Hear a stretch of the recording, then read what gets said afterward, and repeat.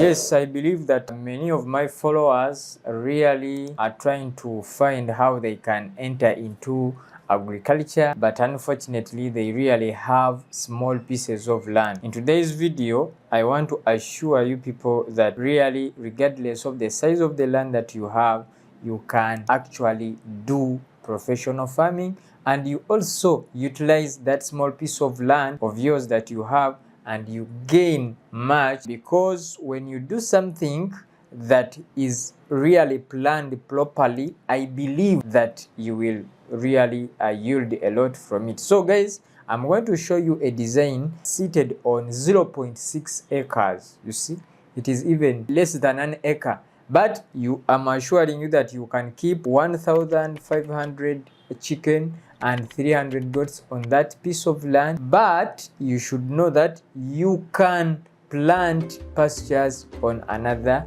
piece of land. So guys, stick around with me as I'm going to be showing you how we try to design and arrange these projects on this piece of land.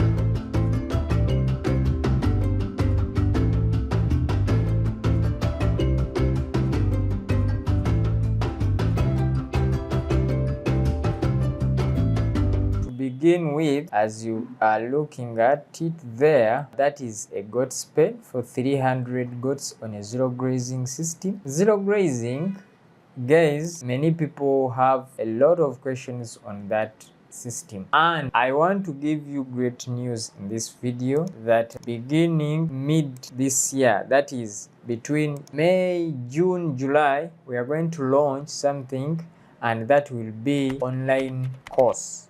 And this online course, we shall be handling many aspects of goat farming, starting from nutrition, housing, management of these animals. And I believe you guys who have been asking many questions about that section, you will be really catered for. We are going to see that we handle those people who want to do mega project, as well as these people who want to start with smaller project. So guys, this course is going to be available on our website very soon, and I'm very sure I'm going to be explaining each and every step, and it will be hands-on. If it is about nutrition, we shall go in the garden and I show you what exactly I'm talking about. If I'm talking about Bracharia mulatto, for example, I'll be showing you how Bracharia mulatto looks like. If I want to prepare Bracharia mulatto into hay, what are the procedures that I have to follow to make sure that it comes out very well? Because many people out there are doing hay, are doing what, but they are doing it wrongly, and they end up, when these feeds are not actually benefiting our animals, though you may think that you're doing something, yet you are really poisoning your animals. So guys, that is a slight announcement that I wanted to give you to make sure that you really understand, and we every day we try to make sure that we bring for you something that is going to really benefit you in the long run. So guys, just wait for that. I'm sure you guys are going to like it very much. So let us dive in our design. This is a goat's design for 300. We are having outside feeders and inside feeders. It is partitioned as well. We're having various partitions. We're having the spraying crush outside. We are having our stairs on the structure. It is protected well from rainwater, because in our initial designs we have seen that our clients are really getting challenges when it comes to the durability of our stairs, because rain had been raining it directly. So we advised means of covering it. The roof is general, it is covering the structure as well as the stairs. So that has been a good innovation that we have tried to put up. So another facility on this piece of land, we are having our chicken house. As you can look at it there, very simple but standard. But For the chicken houses, make sure that you know your weather and how the weather really treats you in your area. Different areas have different weather conditions. So in those aspects, you will be needed to determine what temperature usually affect you so that we can give you a design. We usually make sure that we make it general, but there are certain things that you have to add on depending on the temperature, depending on the wind in your area, because if your area is really affected by a lot of wind, then it will need you to put tarpaulins on the sides so that we protect our birds from these heavy winds that might hit them. Birds like aeration,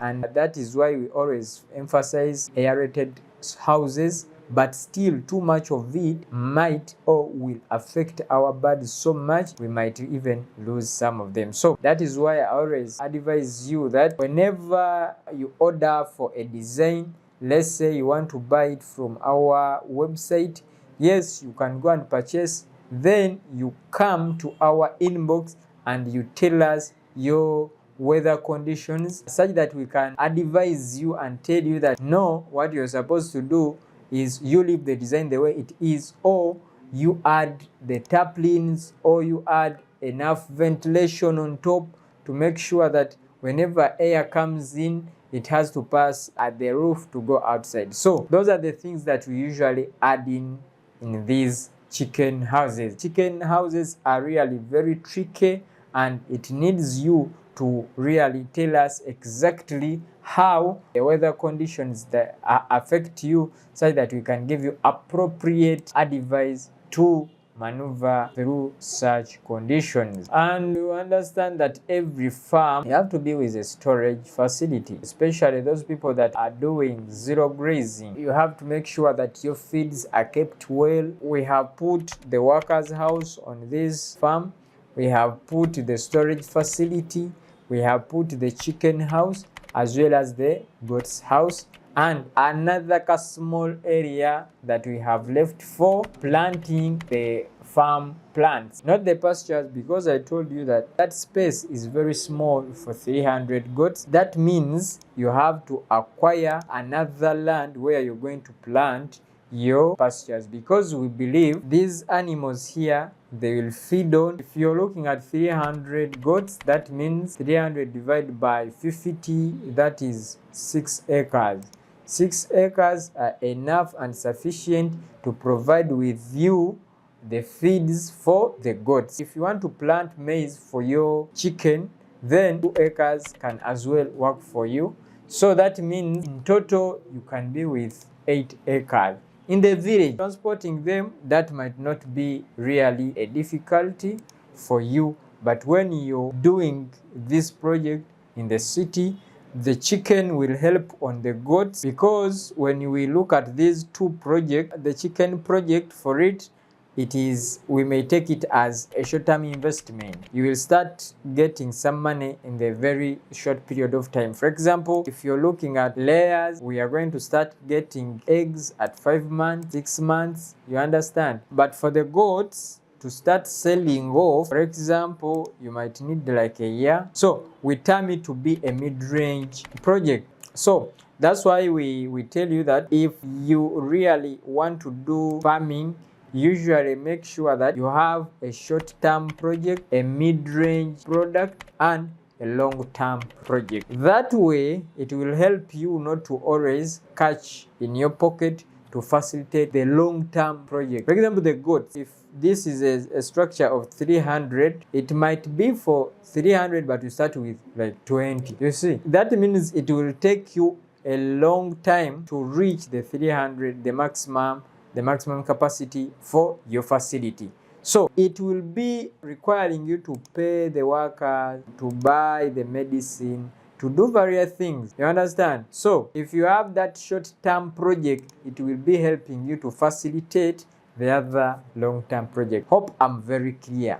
Guys, farming, it is better to come into farming, one, with passion, but secondly, you have to calculate a lot to make sure that things don't mess up in the long run when you have just started. So guys, thank you very much. Hope you have liked the video. If you have liked the video, try to leave a thumbs up, subscribe if you're new, and I hope this video here, if you share it with your friend, he will also advise you based on your size of your land, and I believe he will also subscribe. Thank you very much. May the Lord bless you all. Assalamu alaikum.